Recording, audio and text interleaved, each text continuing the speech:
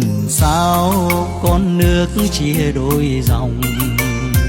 Chiều nào ai đưa thiết tha mặn nồng có đôi, hỏi làm sao quên dòng sông bên lỡ bên bồi.